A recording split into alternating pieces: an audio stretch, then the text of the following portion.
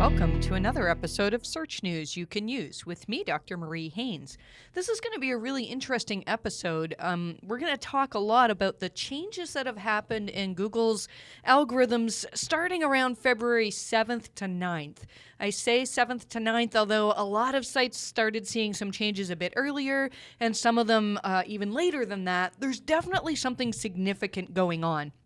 Prior to this morning, I would have told you that I have no idea what Google did. And we have been doing a lot of research into this update. It seems like a fairly significant one.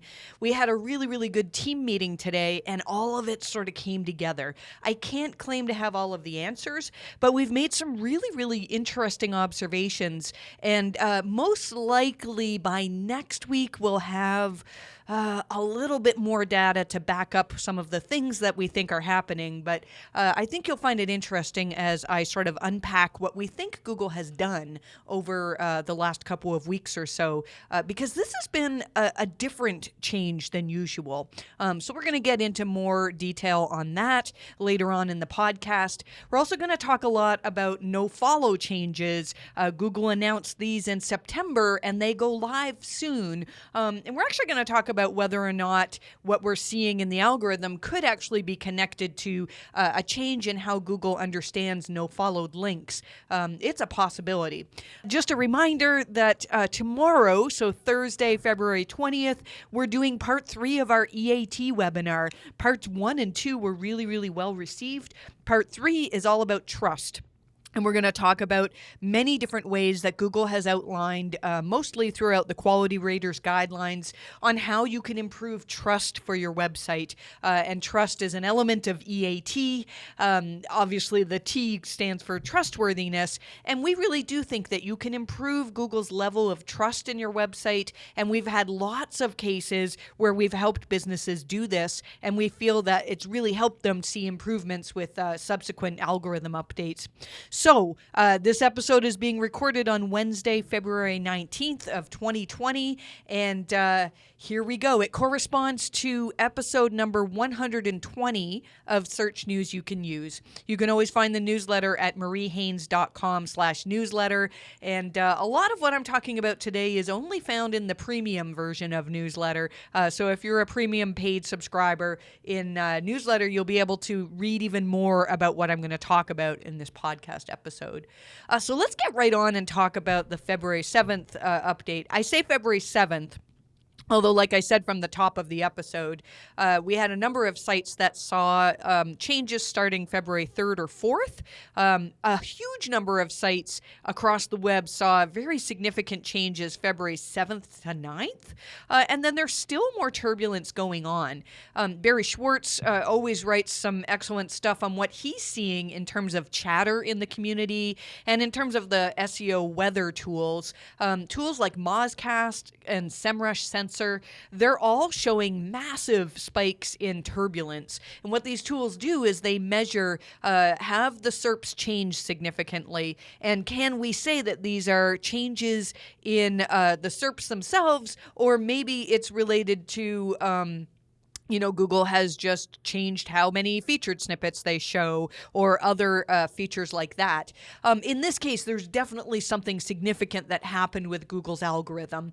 Now, I think there's a website, I can't remember what it's called, but some website that's like, did Google update today.com or something like that. And you go there and it just always says yes.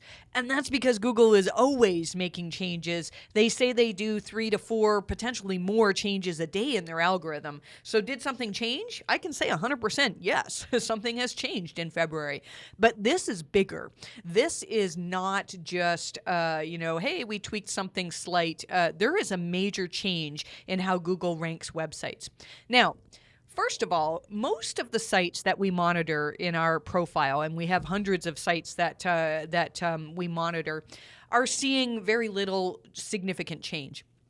Some of the sites that we thought were seeing nice improvements, we've realized that those improvements could actually be explained by seasonality or by events. One of our clients that is seeing a massive, massive gain that seemed to be in conjunction with this update, turns out that they actually, the sales pages that are seeing improvements are pages that sell medical masks for coronavirus protection. And so we can't say, I mean, it's certainly possible that an algorithm update has elevated those sales pages for them and now they're making more sales. But we also know that people's motivation to visit the site is driven by fear over coronavirus. So this is something to keep in mind if you're looking at your own clients and you're trying to decide whether you're actually seeing improvements. In some cases, you can look at year-over-year traffic. So we have some clients. We have one client who is in the business of selling diamonds. And if you look at their traffic, it's up in February. Well, that makes sense, right? Because a lot of people buy diamonds for Valentine's Day. And so you have to be careful when you're looking at trends like this to say, well, is it a seasonal trend? Is it something that we see happen every single year at this time of year? Events like coronavirus can be tricky. I'll give you a little tip. What we did to determine whether this spike that our client was seeing was due to coronavirus changes or due to Google algorithm changes is simply look in Google Analytics at which pages people are landing on. You can do the same in Search Console as well. But what we saw was that by far their number one page was their checkout page. And then below that were all of the different types of surgical masks that they sell, or maybe surgical masks is not the right term, but masks that people would buy to try to protect themselves against coronavirus. So looking at which types of pages saw changes can be very, very helpful. In my experience, if a website has been affected by a core update from Google, it's usually every page on the site seems to be affected, or every page of a certain section of the site is affected. So, for example, it might be that perhaps just your news blog saw improvements or perhaps saw hits if Google thought that it was thin content. And in this case, we're not seeing that every single page and every single keyword seems to be affected. So, we think Google is doing something different here. Another thing that people are talking about is the fact that it looks like some of the sites that saw improvements on February 7th or thereabouts actually saw those improvements rolled back, and they lasted for a few days and then they fell back. I'm going to see if I can explain this. I don't think Google actually did a rollback of an update. They've actually told us that it's quite rare that they do that.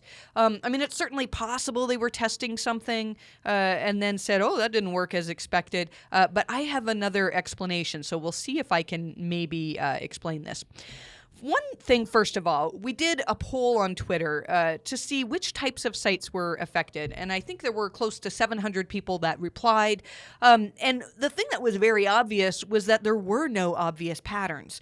When we have looked at other updates, we can say in a lot of cases, oh yeah, this affected very strongly health sites or financial sites, or maybe we can say it was very strong YMYL verticals that were affected. And in this case, among the sites that saw improvements, there were e-commerce, food bloggers, travel sites, legal sites, technology sites, wedding, pet sites, insurance sites. It was all across the map, and very similar to people who reported seeing losses. It was also interesting that out of people who reported gains and losses, it was close to 50-50. And that's kind of what you expect to see with an update. Some people improve and some people decline, but we don't always see that with different updates. And what a lot of people are noticing is fluctuations in sales for e-commerce sites. So maybe they were selling tons of things on February 9th, and then that sort of reverted back, and those pages that were ranking well are no longer ranking as of February 11th or so. Are you confused yet? Because it's so far, I haven't really given you much to say, oh yeah, that's what this update was about. But I will get there, hopefully. Danny Sullivan was asked about whether this was an update, and his response was essentially the same as what he gave in November 8th, basically saying, yeah, we do updates all the time. November 8th was a very significant update that Google did not announce as a core update, and we think that somehow it was connected to links, although let me get into that a little bit more in this talk in a little bit as well. What we think is happening here is that there's something connected to Google trying to not index spam. I've been talking about this for the last few weeks. Last week, I think it was last week, I talked about how on December 17th, there were quite a few people, and a lot of those were in black hat areas, that were complaining that massive numbers of their pages dropped out of the index. And we reported in newsletter that if you do a site colon search for some of these sites, you'll see that Bing has thousands of pages indexed for their site, and Google has maybe 8 pages, something like that. And a lot of pages were dropping out of the index. Now, we think that Google, and then Gary Ish also tweeted this, seemingly random GIF that was saying, hey, this is how people react when spam is no longer indexed. And then just to recap as well, because I know I've said this a couple of times, John Mueller was asked a couple of times whether Google had an issue with indexing new pages, because a lot of people were having trouble getting new pages indexed. And John replied in a couple of different ways to basically say, look, if you're relying on submitting your pages to Search Console in order to get them indexed, then maybe they're not the highest quality pages. And John went to great lengths to basically say, look, there is no problem in our side in Google's side, in terms of getting pages indexed. So to me, Google has made a calculated change. They're very purposely trying to no longer index spam. Now, I know as soon as I say that, there will be people who say, well, there's plenty of spam ranking in my vertical, and they're not 100% there yet. I mean, I think something has changed, and I think this is probably just the start of something more significant. But here's something that I found was really, really interesting. Something we've been starting to do is look at sites in our profile that saw significant improvements or losses that we can't explain by seasonality or by an event like coronavirus. And so we looked at one that was a service area business. It's nothing to do with medical, because we have a lot of medical sites in our profile, and that's because, I think our business really exploded after the August 1st medic update, and so we're a little bit biased towards looking at medical sites, but we have a large number of sites that are not medical that we look at.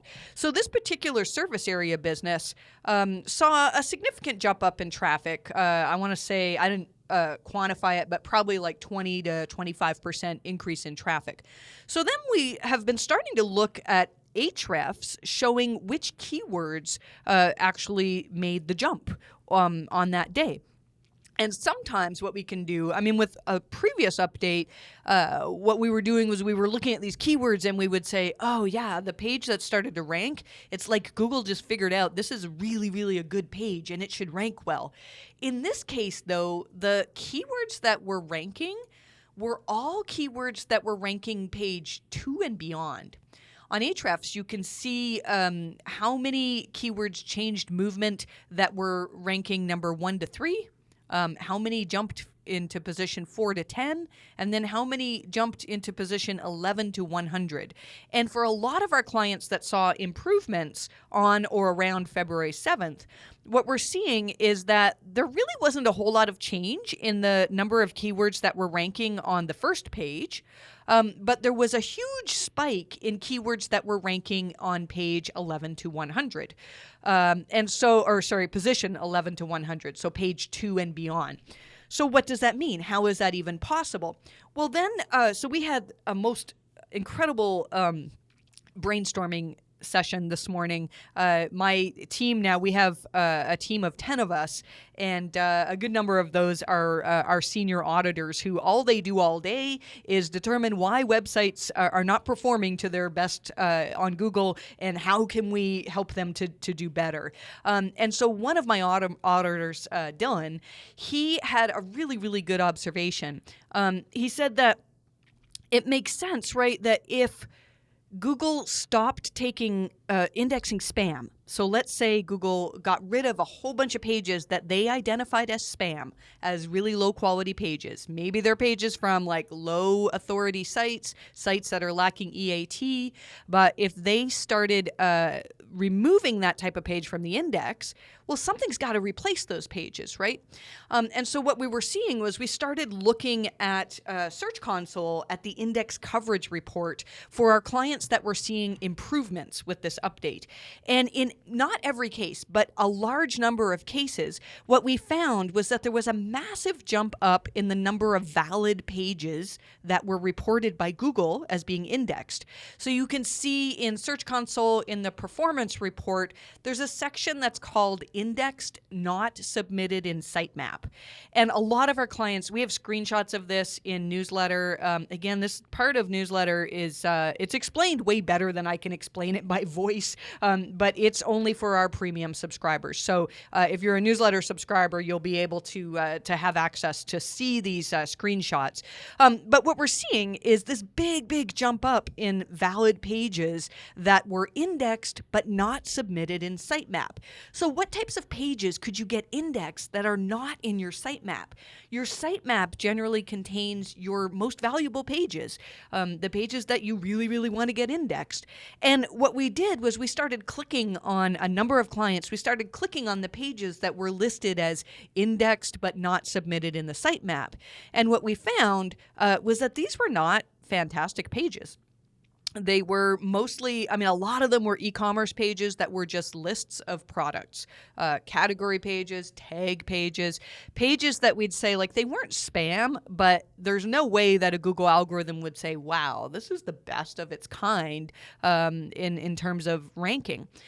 So it kind of makes sense to me that some of these pages are replacing the spam that Google removed. So again, these pages are not ultra spammy, they're not the best of their kind, but they're generally coming from sites that Google feels they can trust. They're sites that we identified as having a decent level of EAT, having been known as somewhat of an authority, not necessarily like the authority in the niche, but a legitimate business.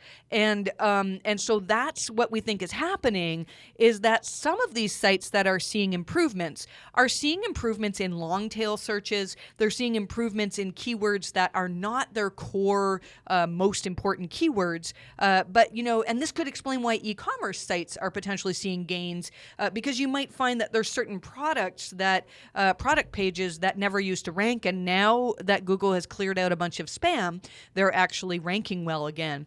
Now, we also think here's another interesting observation that we made. I mentioned that Danny Sullivan, when he talked about, we do an update all the time, he basically quoted the same tweet that he gave after the November 8th update, which was not a core update confirmed by Google, but was something significant. We really felt that November 8th was primarily about links, but I think we might have gotten it a little bit wrong. What we noticed was that many of the sites, the majority of the sites that saw drops on November 8th were sites that used sort of gray hat link methods. Things that you would say are not overtly black hat, but they're not really things that you'd want to have the web spam team looking at all the time. An example of this would be a site that has been doing massive amounts of guest posting. Guest posting is not wrong in Google's eyes, but if you do it on a massive scale, then they can start looking at that and saying, well, wait a second, this link pattern is not natural. It's not really that these links are true recommendations for your site, but rather you're making your own links. And really, should those links be counting towards Google saying, yeah, this is the best page because everybody's linking to it, when really it's just you that's creating these links to it. Now, fair enough, I understand that you have to get people to publish your guest posts, and that's there's definitely some gray area here in terms of whether guest posting is black hat, white hat, gray hat, whatever. My point here is not to come down hard on guest posting, but I think it's possible that Google is doing more to figure out the quality of a page. And so let's see, how do I explain this? it may be that some of these pages, let's say you had a page that you did a bunch of guest posting and you pointed a bunch of links at that particular page, and those links help that page rank really well. Well, if Google is getting better at determining the quality of your content on pages, they may see that, wait a second, now that we can figure out that this is just like an okay page, I don't think we need to pay attention to these links pointing to the page, and it could see drops. What might be an even better explanation, though, is that Google could be using BERT to better understand the context of a link. And so if I link to my site, let's say I wrote a guest post and there was an author bio in which I say, Marie Haynes writes on SEO topics, and in her newsletter, and there's a link to my newsletter, you can read this. That link in an author bio, I believe Google can use BERT and use the words on either side of the link to figure out, oh, this is this author talking about her own stuff. Conversely, let's say somebody wrote an article about us and was really recommending our newsletter.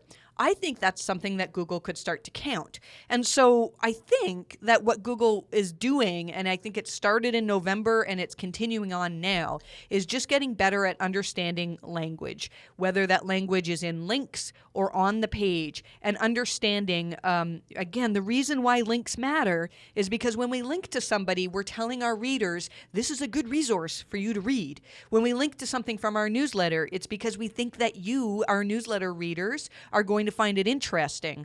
And if I went and created a bunch of profiles online and linked to my newsletter, those links really shouldn't count. And I think Google's getting much better at determining this type of thing. So I know this is really confusing. I feel like I've probably lost a bunch of you in me trying to explain what we think is happening. But we do think that this is connected to Google basically getting better at determining which pages are legitimate, which pages are previously ranking because of SEO efforts or something that people have just found a loophole or a way to get that page to rank. And it's going to get harder and harder to rank those things. Now, let's talk about the potential reversal. I've seen a couple of articles of people saying like, hey, whatever happened on February 7th to 9th, Google has rolled back because now my pages that used to be ranking are no longer ranking and all the traffic gains I had have been lost. I think it's possible that Google is determining of the new pages they put in the index, which ones of those are valuable. So one of our clients that saw a big jump up in traffic had that jump apparently look like it was reversed. But when you look at the pages that were ranking, the pages that jumped up to suddenly start ranking were really thin tag pages. They were pages that like really weren't the best of their kind. And so it's possible, now this particular website has decent authority. When we did their site quality review, we saw they had authoritative mentions from many, many places. And so they're known as an authority in their industry. And so we think that Google said, look, we took out a bunch of spam from your SERPs and we're going to start putting some of your pages in there. And then over the next few days, they started realizing, wait a second, users aren't engaging with these pages. They're not clicking on them. They're not valuable to people. So let's try to put something else in there. And I think the algorithm is probably figuring out, all right, now that we've removed spam, we've tried putting this in there, and they'll eventually figure out what it is that's useful and helpful to people. So I don't actually think that Google's rolled anything back. I think they're learning, and that's the way that the algorithm is supposed to work. So hopefully that wasn't too confusing, but that's what I think is happening. We'll probably have a full article out on this that goes into more detail in the next couple of weeks or so. Stay tuned for that. That'll be something that's available for everybody to read, even if you're not a paid member of our newsletter. There also appears to have been a local search update around February 14th to maybe the 18th. We've talked in newsletter a little bit about some of the discussion on the local search forum thread. It's hard to say what's going on there as well. Joy Hawkins said, yes, she's seeing tons of movement, and the Bright Local has the local rank flux data that is seeing big changes. And so something is happening here. We linked in newsletter to a post written by Tim Capper where, now this is just one case, but I think it's very interesting, where he said that one of his clients they were consistently holding number 1 to 3 rankings for most of their local keywords, and they completely dropped off the map, no pun intended. And what he noticed was that this client had many service areas, and that was all related to the way that you determine service areas in Google My Business can be kind of challenging. He removed some of those service areas, and then the site actually started ranking again for those keywords. So, again, it's one case, but I would encourage you to read that if you're stuck in this situation. So know that there is something going on in terms of local rankings. Who knows? This could be connected to BERT and language processing.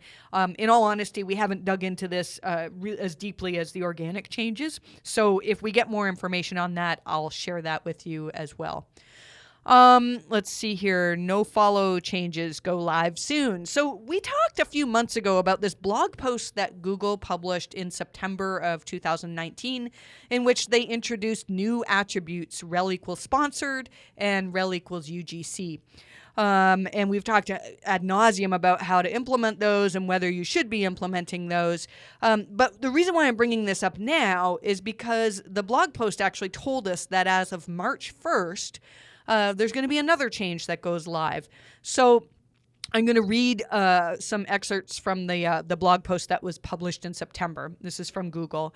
Why not completely ignore such links as has been the case with Nofollow? They're talking about UGC and sponsor. Links contain valuable information that can help us improve search, such as how the words within links describe content they point at. Looking at all the links we encounter can also help us better understand unnatural linking patterns. By shifting to a hint model, we no longer lose this important information, while still allowing site owners to indicate that some links shouldn't be given the weight of a first-party endorsement. And I'm just going to read one other paragraph because they talk about this hint model, and this is what goes live on March 1st. In most cases, the move to a hint model won't change the nature of how we treat such links. We'll generally treat them as we did with Nofollow before and not consider them for ranking purposes. We will still continue to carefully assess how to use links within search, just as we always have and we've had to do for situations where no attributions were provided. So why am I mentioning this now? Because when they published this blog post in September, Google told us that the UGC and sponsored attributes would be recognized immediately. But they say, quote, for crawling and indexing purposes, Nofollow will become a hint as of March 1st, 2020.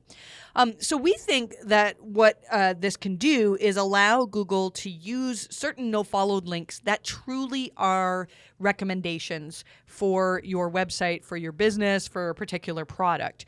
And we think this is connected to BERT. And I also think that this can be connected to the turbulence that we're already seeing. It may be that Google is starting to test some of this. I don't know. I mean, there's a whole lot of theory in this episode.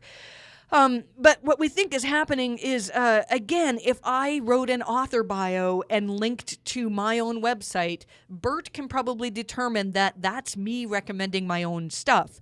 Whereas, let's say we got mentioned in the Wall Street Journal and there was an article on SEO, on core algorithm updates, and they say, Marie Haynes wrote this great article about the January core update, and then they link to it. I think that BERT can understand, even if that link was nofollowed, that that's the Wall Street Journal recommending our content. That didn't actually happen. That was a made-up scenario. But I think you understand what I'm saying is that if Google is getting better at determining the language in links and the surrounding text in the links to determine which links are actually votes for your website, then it makes sense that they'd want to look at no-followed links. Now, this doesn't mean that we should all be starting to publish blog comments that are no-followed, or, trying to get every type of no-followed link we can in the hopes that Google will start to count some of these. I really think that in the cases where Google is going to start counting no-followed links, it's from sites that legitimately are authoritative, that have lots of EAT. And there's sites that would be very hard to purchase a link on, to get a recommendation that truly reads as a recommendation for your content. So we don't know whether what's happening in early February is connected to this. I still think the early February changes are mostly related to Google indexing less spam or less low-quality content. And it'll be really interesting to see what happens. We're only a couple of weeks away from March, and we'll see what happens come March 1st, whether there's going to be significant changes in the algorithm at that point as well. Moving on, Google has announced that they have some changes made to the Search Console change of address tool. If you are changing sites, then there's some new stuff. You can apparently see redirect validation for the top 5 URLs of the domain that you're moving, and some more stuff like that. One little tip that I'll add here is don't use the change of address tool for things like a switch from HTTP to HTTPS, or like www to non-www. That can really mess things up. It's really meant for a legitimate, like, hey, we used to run on this site and now we're redirecting everything to this site. So that's something interesting to read in newsletter. This was interesting. A nice tweet by Lily Ray talking about EAT. Yeah, you know me. And Lily, we'll stop rapping now. I'm really not good at that. Lily gave an interesting example of almonds, a search for almonds. And there's a knowledge graph that tells you what almonds are. And underneath it says top questions answered, and it shows some experts who have answered questions on almonds. And if you expand this, you can see one of the experts, it says that this guy has won awards for focus on health. He has he's on particular TV shows. It's basically giving a whole bunch of EAT related information. The Quality Raters Guidelines talk about have your writers won awards? Are they recognized as experts in your industry? Why am I mentioning this? Because you may have the best written post on almonds you have ever seen, and it probably won't rank against this guy's content because he is known as an expert in the industry. And this is EAT. If you are finding that you have fantastic content, but it just can't beat the authoritative sites, you may need to go out and get connections with authors who can really expertly write your content and who are known as experts in your industry. And we're seeing this time and time again among many, many different posts, mostly with health, but any YMYL area. You really, really want to make sure. I mean, it's not enough to say, so-and-so has been writing about almonds her whole life, and that's why you should read the post. Think of it from the perspective of a user. And that's what Lily said. Interesting example of EAT at play in Google's search results. She says, who are these people and why should I trust them to answer my questions about almonds? They are award-winning, recognized experts within the culinary space. And so you should be working on all aspects of your business. You can't SEO your way into becoming an expert. You really, really have to be known as the expert in your, not necessarily the expert, but one of the top experts in your area in order for Google to want to rank you for YMYL content. Thinking of which, almonds aren't even really YMYL content. But, who knows how far it extends. I suppose if the query was about health, then yes, it would be YMYL. A little tip on disavow files. This is nothing new, but I've seen some discussion on this on Twitter. Somebody asked John Mueller how long it takes for Google to process your disavow file. So as soon as you file your disavow, Google will start working on it right away. and it's all done by machine. It's not like the web spam team has to go in and check stuff and read your comments and stuff like that. Nobody does that from the web spam team. But rather, you file the disavow, and then as Google crawls the web, when they come across a page that links to you and it's in your disavow, they'll drop the signals from that link that are pointing to your website. And so we did some studies, it was several years ago now, but it still really should be applicable, to see how long it took for pages that were in our disavow file to get recrawled by Google. And you can often determine this by the cache date. If Google has a cache date of yesterday, it means that they have visited the page yesterday. Now, they may visit the page and not update the cache date. That gets kind of confusing. But what we did was we looked at the cache date, and the vast majority of pages for our clients that we looked at had been recrawled by Google within 3 months. I can't remember the numbers, but it's in newsletter. Something like 60% of those pages were crawled within a month. But it can take several months for Google to get to all of your pages that are linking to you, which explains why often when we file a disavow, if we're going to see improvements, we tend to see it within, we usually say a few weeks to a few months. I'd say probably 6 to 8 weeks is about average for when we start seeing an uplift from a properly filed disavow. Let's see here. This is a really nice tip from Glenn Gabe tweeted this from a recent Help Hangout, and I'm actually going to read this out. It's about internal links and having a clear site hierarchy. And so John Mueller gave us some really good tips here. So here's John's words. Internal linking is really important. It is almost the best way to understand the context of individual pages within your website. It is a lot easier for us to understand that this is the hierarchy of your pages. These are the higher level pages, the more important pages, and the less important pages. All of that is something that is really important for us to be able to pick up on. It is something that's reflected in a lot of places on search. For example, something that I saw recently. If you have a really flat hierarchy in that you have all of your pages linked from all of your other pages, then we can't really tell which of these pages is more important than others, which can lead to situations like a site link on one of your pages shown on your search results that points to a completely unrelated page. From our point of view, we think all of these pages are equally important and they're all related because they're all linking to each other. Taking any random page and using that as a site link is something that could be reasonable.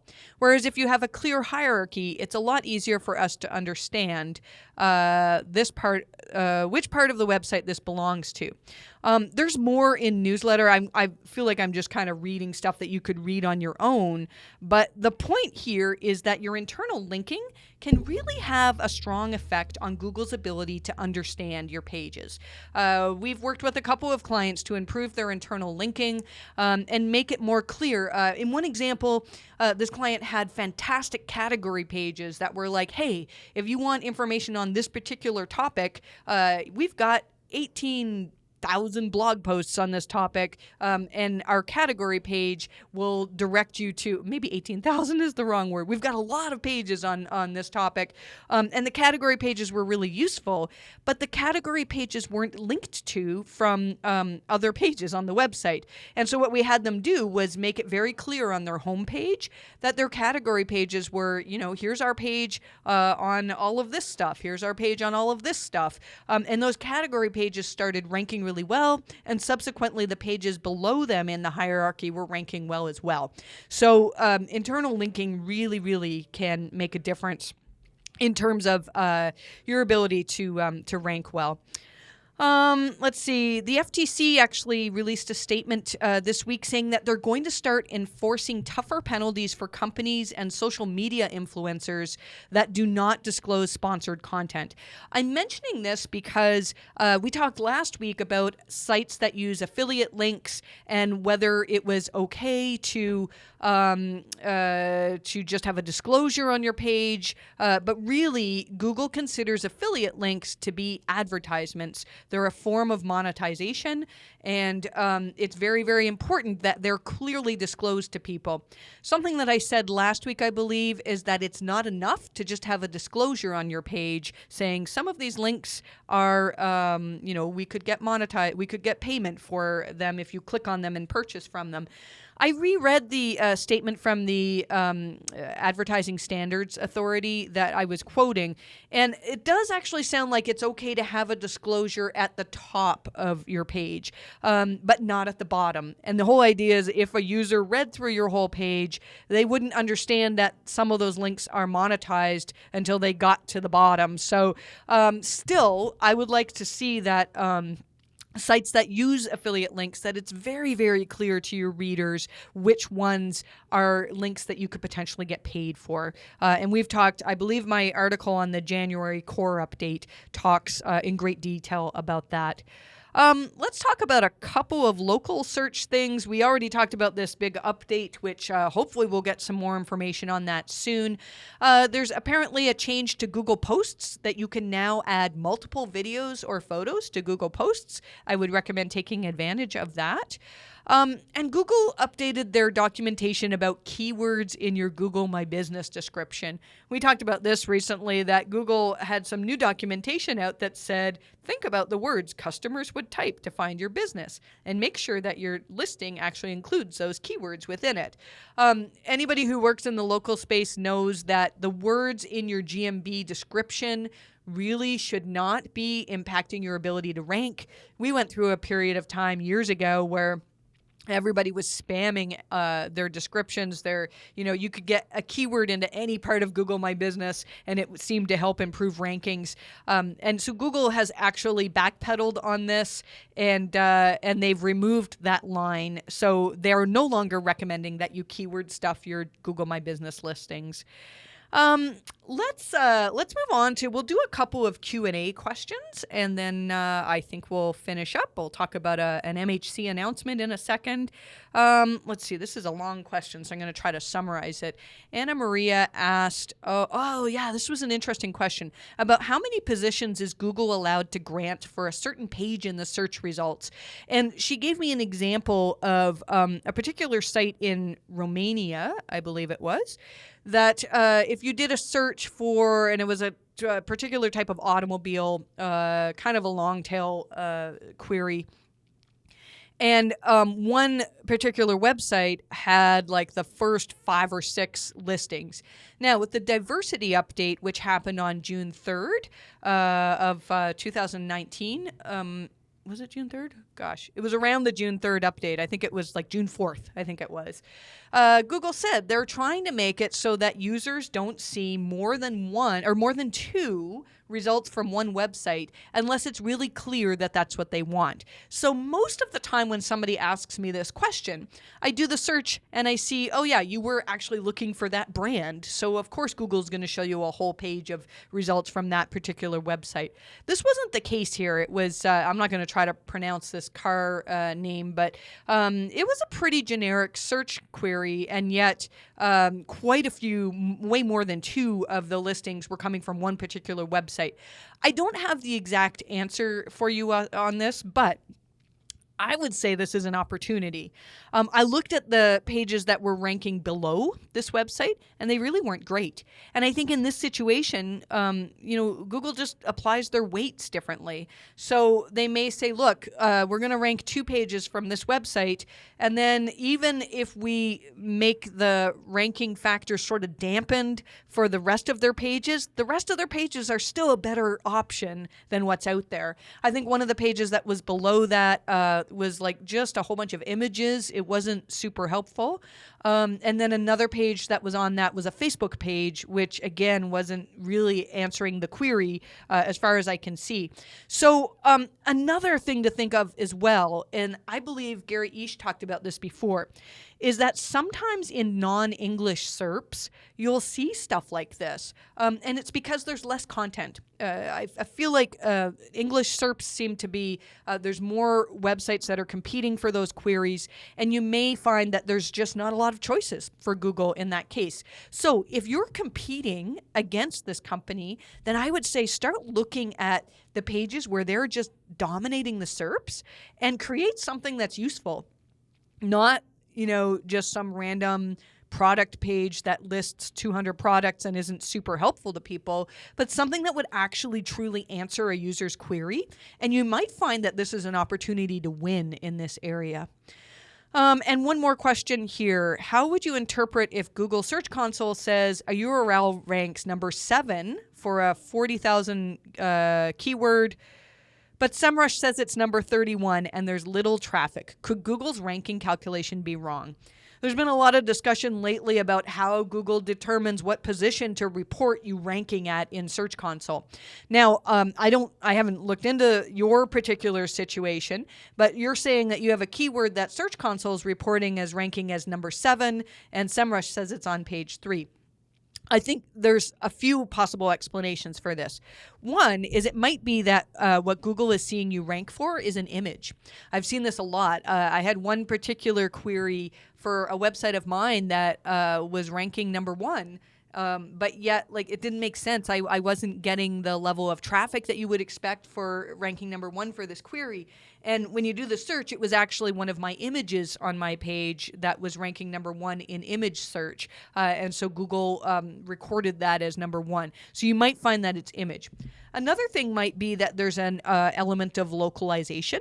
So, if I was trying to rank for internet marketing companies, and I did the search from my office, I'm much more likely to see me ranking number 1. And SEMRush, when they crawl from wherever it is they're crawling, it's certainly not, they're not crawling from where I am right now, my proximity. And so you may see that there's a difference. If more people are searching local to you, then Google's more likely to be right on that. So there's other possibilities there. The final one is it could be personalized. If you had tons of people in your office that were continually searching for stuff and then ending up on your own website, those would count as impressions, and those keyword rankings would also count in Google's eyes. So most of us, if I'm doing a search to see where does our page on EAT rank, I might do a search or 2 a month, but some people could be searching for their own keywords hundreds of times, and that can skew where Google actually sees things, because Google may place your own website higher because of personalized search. So usually you can avoid that by doing an incognito search for your own stuff, which is what we usually try to recommend when you're doing that type of research. So hopefully that's helped answer those questions. If you have a question that you'd like me to answer, you can find a link in our newsletter, again, mariehaynes.com/newsletter, and it will link you to a form in which you can ask me a question, and provided it's something that I think other people will find interesting, we really should be able to answer it on podcast. Once again, we have a big webinar coming up tomorrow. That's Thursday, February 20th of 2020. It's part 3 of our EAT webinar. We're going to be talking all about trust, and I'm going to give you some real-life examples of websites and how they improved their level of trust. Our first 2 webinars, so the first one was just generally EAT. The second one was on author EAT. They were a really big success, and they got a lot of viewership. We're going to take take your questions as well, and we'll do our best at answering those. The rest of my afternoon is going to be spent on setting up the tech for this. It seems like every time we do a YouTube Live, we mess it up in some way. So we're going to try to get that down so that doesn't happen. But I promise you the content will be good. And then I'm preparing for SMX Munich coming up next month. So if you're in Germany and you're going to be at that conference, I'd love for you to come up and say hi. Tell me that you listen to podcasts, because that always makes my day. So thanks so much for listening. This has been a really interesting podcast, just babbling on about what I think is happening with these Google updates. It's a very interesting time in search, and I think we're just at the start of a bunch of craziness. So stay tuned, and we'll keep talking about it. And thanks so much. I wish you the best of luck with your rankings.